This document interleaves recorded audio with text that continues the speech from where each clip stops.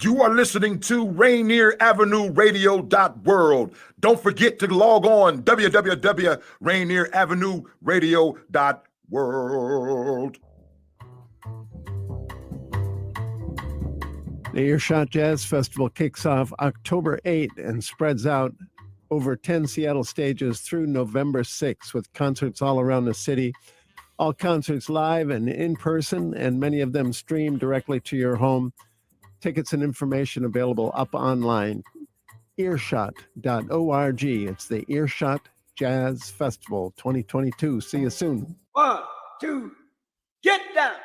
What's up, big and little homies? This is Masvita Maraire, host of Seattle Sports Weekly on Rainier Avenue Radio.world, your one-stop shop for Seattle sports. We cover preps, we cover college, we cover pro, we cover it all. Huskies, Mariners, Seahawks, Garfield, South, Roosevelt, Metro, King County.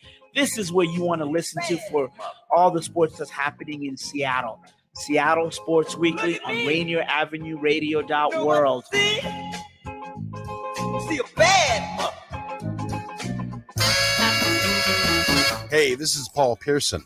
I've hosted the R&B show Star Time since the very beginning of Rainier Avenue Radio, and after years of featuring tracks from the 50s through the 80s, Star Time now plays R&B and hip-hop from the 1990s as well. A whole half-century of soul, funk, hip-hop, and more on Star Time, Wednesdays at 2 p.m. on Rainier Avenue Radio. Are you a small business owner in Seattle who was impacted by COVID-19? The Seattle Office of Economic Development is investing $8 million to connect small businesses to operating capital. The Small Business Capital Access Program will lower the cost of Washington State Small Business Flex Fund loans by paying down 25% of the loan principal. Eligible small businesses can borrow up to $150,000 with a 4% interest rate to cover expenses like payroll, rent, utilities, and supplies. This is Rainier Avenue Radio.world. Every time you play so smooth, makes me wanna groove. Patrice says groove.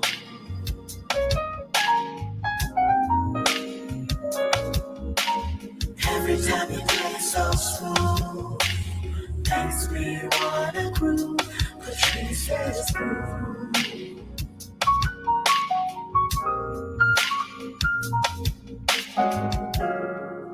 When I hear you play, it makes me say, ooh.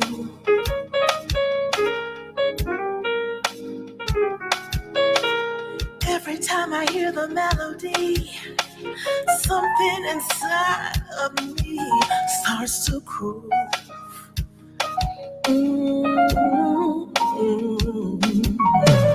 Every time you play so smooth, makes me wanna groove. Patrice says groove.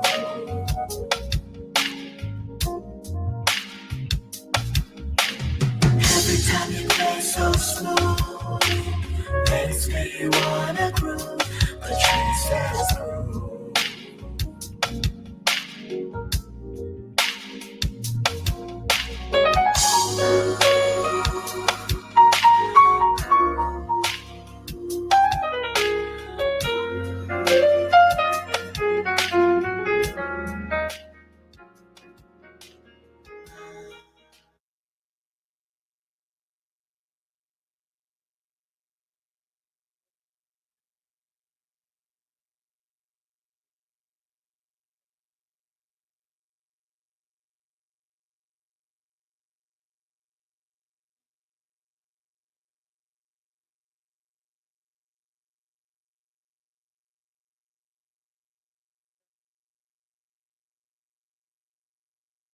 Eight 32636. Tell me where, I'll meet you there. Today, my guest is Dr. Regina Hampton. She's board certified general surgeon, breast specialist, medical director, Breast Center of Doctors Community Medical Center. Welcome to the show, Dr. Hampton. How are you? I'm good. How are you? Oh, I'm great. I'm sure you've heard, I think Seattle and Portland had the worst weather, air quality of our major large cities in the world. And I'm like, I've been to Bangkok, Taipei, and it's bad over there, but it was really bad here. But fortunately, it's raining.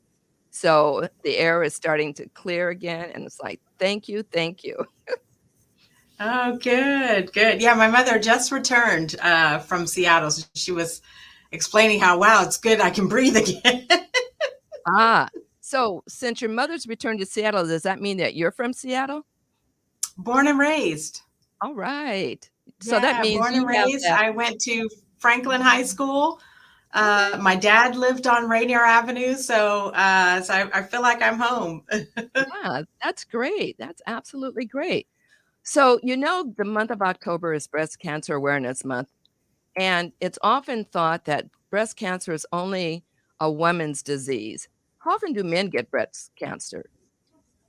So men, the rate of breast cancer in men is about 1% out of all breast cancers.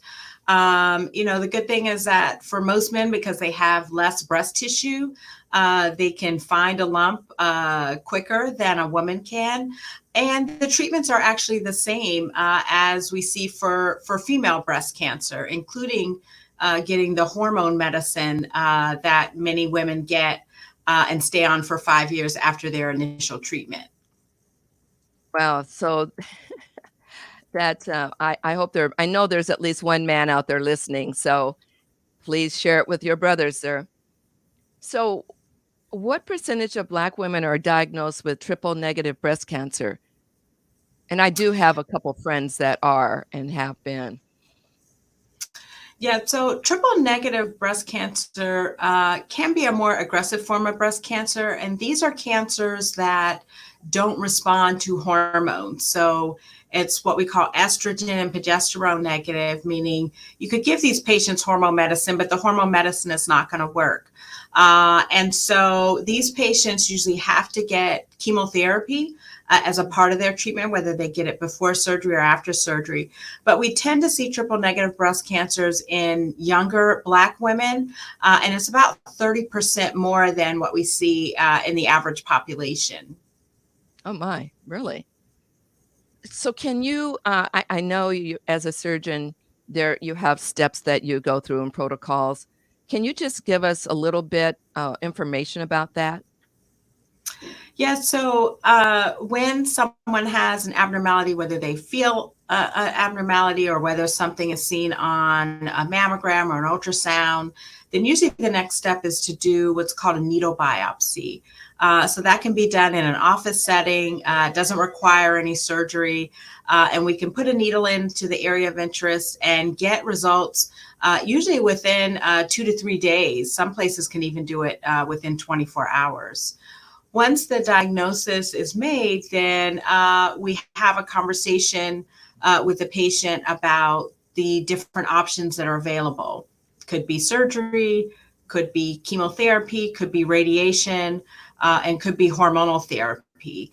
The great thing about where we are today is that we're really about personalized care. And so it's not one size fits all. It's really about looking at each woman's particular case or man, and as a team making a decision on what's the best treatment course for that particular patient. So how are the levels of aggressiveness and stages determined? So when we look at staging in general, we want to know what the size of the tumor is. Is there any lymph node involvement? Or is there any spread anywhere else outside of the body? And actually in 2018, staging actually improved, meaning because we treat breast cancer so well, because the treatment options are so successful, we actually have downstaged.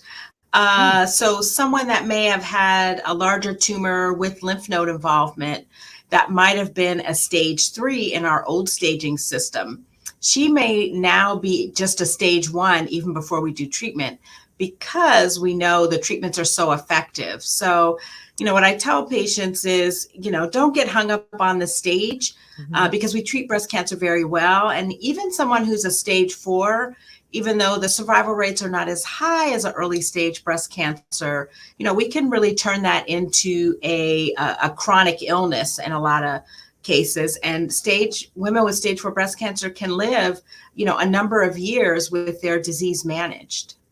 Wow, that's great to know. I'm so glad we are living in the time that we're living in, for sure.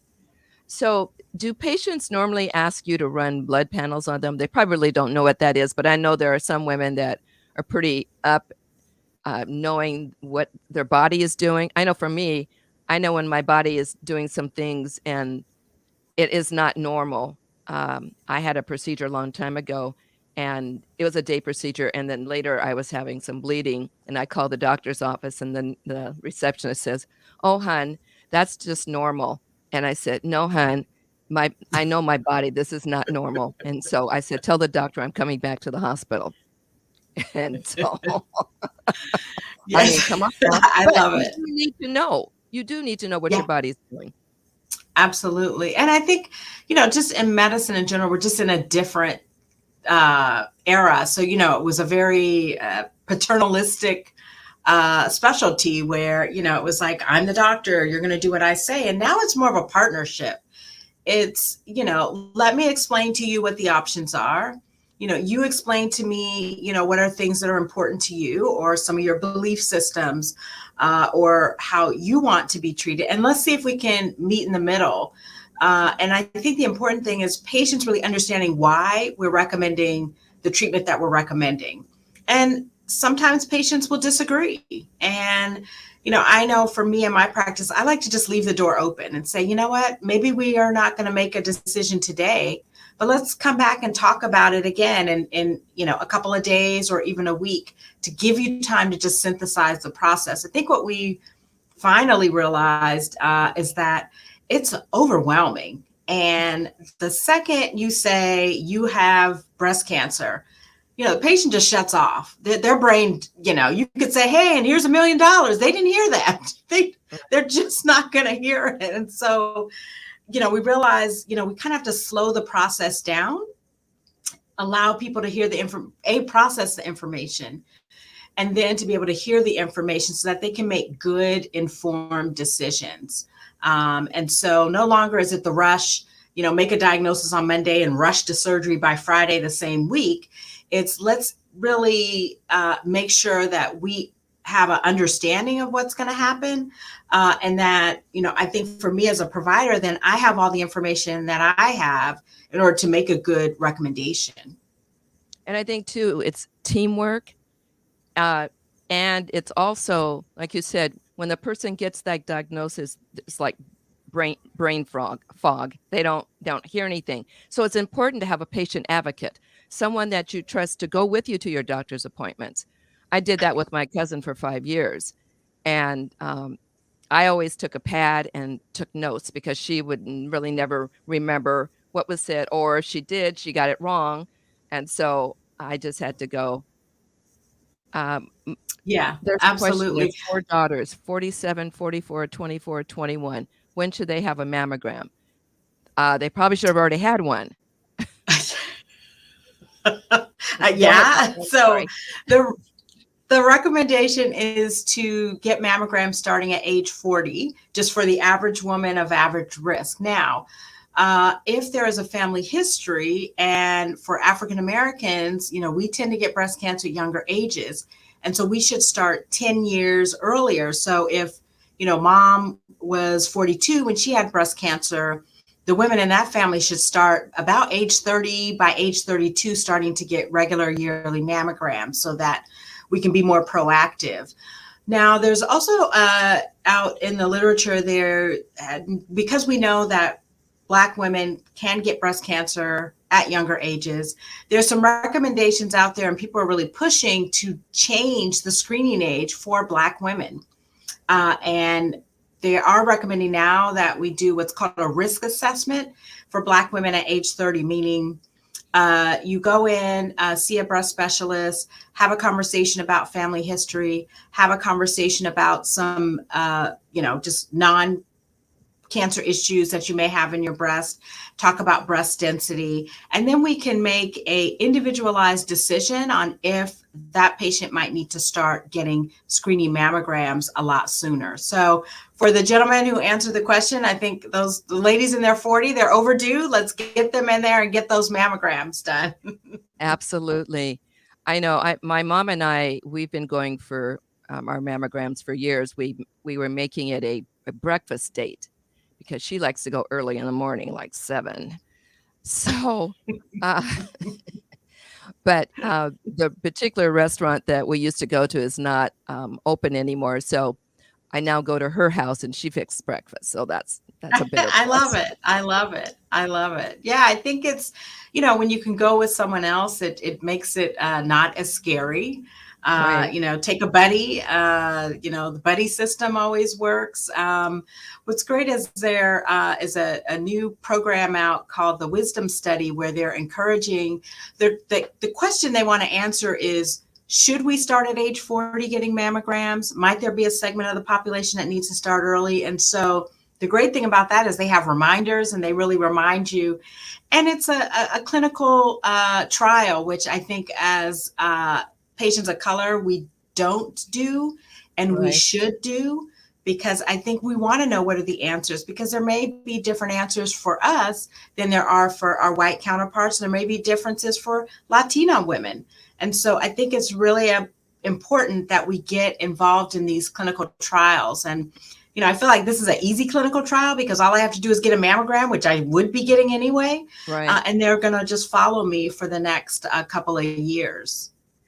So, Dr. Hampton, when we went to get our mammograms, we both have had dense breasts for years, but the technician suggested doing a breast MRI. Can you talk a little bit about what that entails and what more they will see other than having a 3D? Yeah, so the breast MRI just looks at the breast tissue a little more closely. Now, 3D mammograms are great. We can see a lot more than we've ever been able to see. When you have dense breasts, it's just normal breast tissue.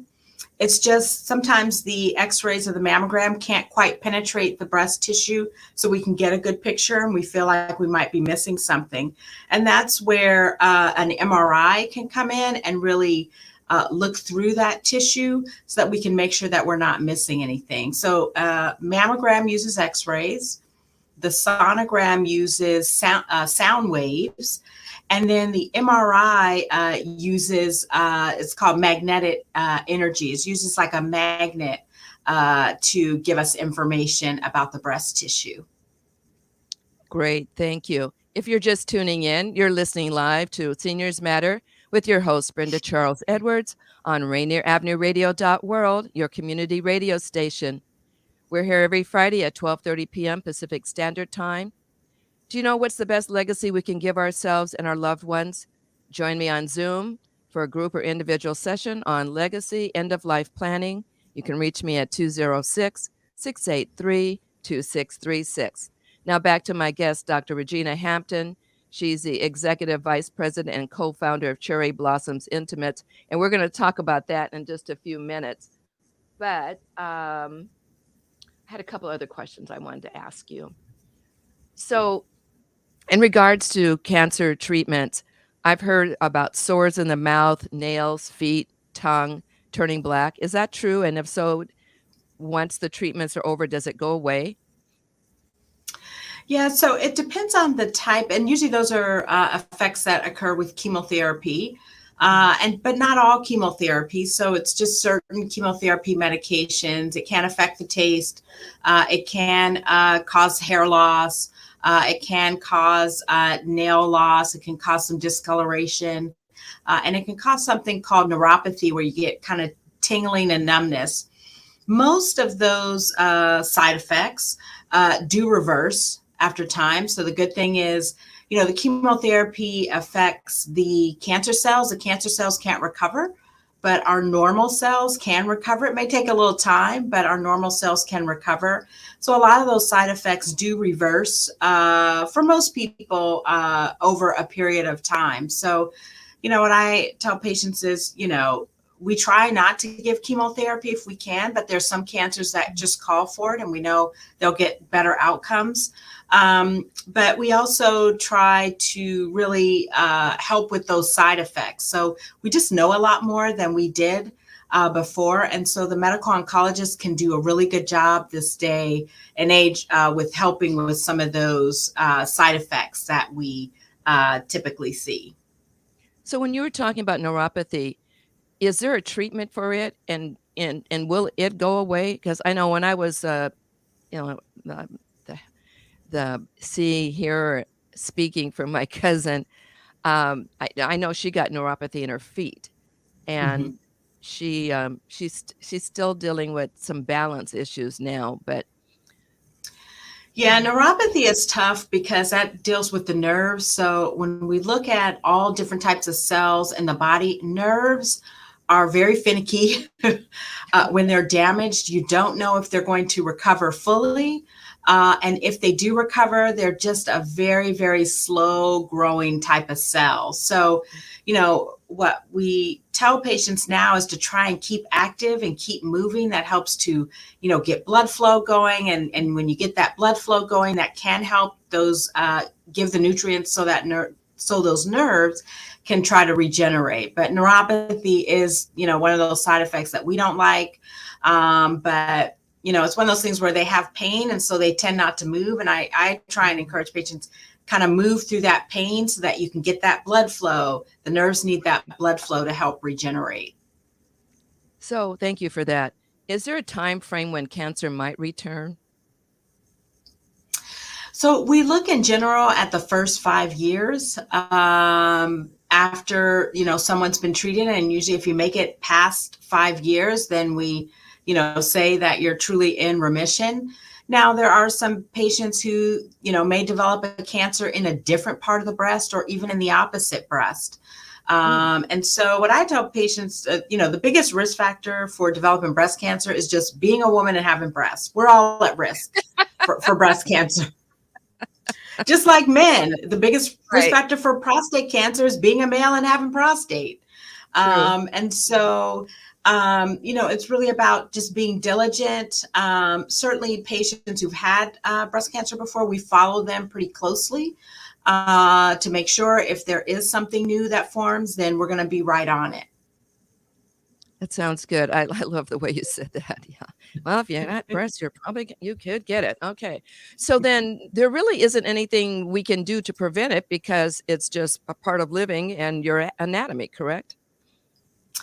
Yeah, when we talk about prevention, I mean, certainly there are some things that we, recommend, trying to, watch our diet, trying to eat a lower fat diet.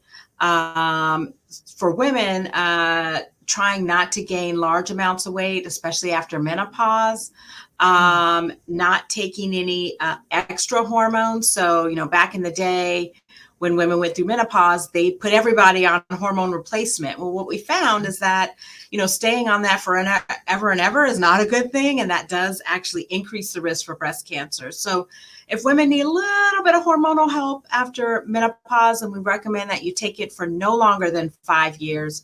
And once you stop it, then your risk drops back down to normal. And then, of course, family history. I think we don't talk about that enough. I think, especially in families of color, we don't discuss our family health history like we should. We really need to know not only what type of cancer the person had, but what the age is. Because when you look at even beyond breast cancer, we tend to get these cancers. Colon is another one that we just tend to get at younger ages. So we've got to share that family history so that the next generation can be more proactive. I agree with you 100% because I know my mom's history, mom's side of the family. I didn't know my dad's. And so like with mom, she had 2 sisters that passed of cancer. One was 50 and one was 70. So it's like, okay, well, let's keep checking, taking our exams, making sure that we're still healthy. And we do try to eat in the proper way so we don't have that happening. But, you can't do much about it. If it's going to happen, it's going to happen. Everything in moderation, I say, it's just trying to live live the best that you can, try and get a little exercise in. And, you don't have to go run a marathon, but, go out and walk for 10, 15 minutes a day. That counts. Okay. So how important do you think breast cancer support groups are? Oh, I think they're great. I think it's great when patients can get in a room with women who've been through what you've been through, who can really sit and hear you and understand. I think, our loved ones who aren't survivors or have never had a diagnosis, they kind of are looking from the outside in and say, well, you should do this and you should do that. But, these women are in there and they can understand, they can hear each other, they can support each other. Especially I like groups where there are women at different time periods of their treatment. So I think it's great for newly diagnosed who can speak to the experienced women and look and see how they're doing well and say, okay, well, she had radiation, I can get through it, or she had surgery, I can get through it. So I love support groups. I think they really serve a great function. And I always recommend to patients that are newly diagnosed is just go to one meeting. Right. And usually trying to get them to the one meeting is like, well, I don't know. But once they get there, they're like, oh yeah, they get me. They understand me. So, and that's crucial. Yeah. Now, here's the part I've been waiting to ask. What is Cherry Blossoms Intimates? So Cherry Blossom Intimates is a bra and intimates and mastectomy boutique that I opened here in the DC area. And what I found is that sort of my non-cancer, the everyday woman is in the wrong bra.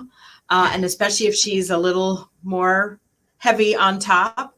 And then I found for my breast cancer patients that when they went to these mastectomy offices and they had a brown skin, they were being given a pink prosthesis. And I just found the care just wasn't empathetic. A lot of these folks said, oh, well, it's pink and, it's hidden in a bra. Nobody's going to know. But it's like, no, she's going to know. And that's, yeah, exactly. So and then I thought, well, why do the mastectomy patients have to go one place? If you have large breasts, you have to go to another place. If you have small breasts, you have to go. Why can't everybody come and shop in one place and get what they need? And so we're an accredited mastectomy boutique. And so we really are conscious about skin tone. We're the only boutique in our area that does custom colored prosthetics, so we can color match just about anyone's skin tone. I even say white women are not pink, so they have a lot of different shading to their skin tone. So we can create those type of items for those patients. And we just recently started another division of our company called Maya, because we got calls from women across the country saying, hey, I'm a brown skinned girl and I can't get prosthetics that are brown skin. So we now do virtual fittings. You can do it from the comfort of your home. So we could fit someone in Seattle where we'll send out a kit in the mail. We'll arrange a time to meet with you. We'll do all the checking of insurance. And then our fitters can fit you virtually. We'll send items to your house. We'll do another follow-up virtual visit, show you how it should be put on, show you if there's any adjustments, send you any items that we need to make changes. So for me, it's just really making this type of service accessible to all women. Oh, that is great. That is just wonderful. Oh, my goodness. So give the website, please. So the website is cherryblossomintimates.com. And you can find us on all social media. And then our virtual platform is Maya, MYYA.com. And you can get to that through Cherry Blossom Intimates as well. That is so exciting. That is so, as they would say, that is cool. Thank you. Thank you. Well, it's really been great having you on. I'm so glad we were able to connect. And I have to thank my good friend Miko for connecting us. Miss Miko Lawson is the lady of resources, and she has her own business too. So getting women together, networking. So shout out to Nico. Shout out to Miko. Yes, and Miko and I went to school together, so I've known her for Wow. years. Okay. So That's yes, wonderful. I tell you, I'm a Wonderful. Seattle girl at heart. All So right. um, Yay. Web feet and yes, I'm a all. Huh? Franklin Quaker to heart. So All right. my parents were both Bulldogs. So All right. Seattle has a special place for me. Well, let me And know I'm the just really next time. honored. Yeah, let me know the next time you come to town so we can get together for lunch or whatever. I just want to say hi and give you a hug and say Yeah. thank you for all that you do. And I appreciate you being on our show. This is Brenda Charles Edwards, host of Seniors Matter. You can watch us live on RainierAvenueRadio.world. It's time for me to go.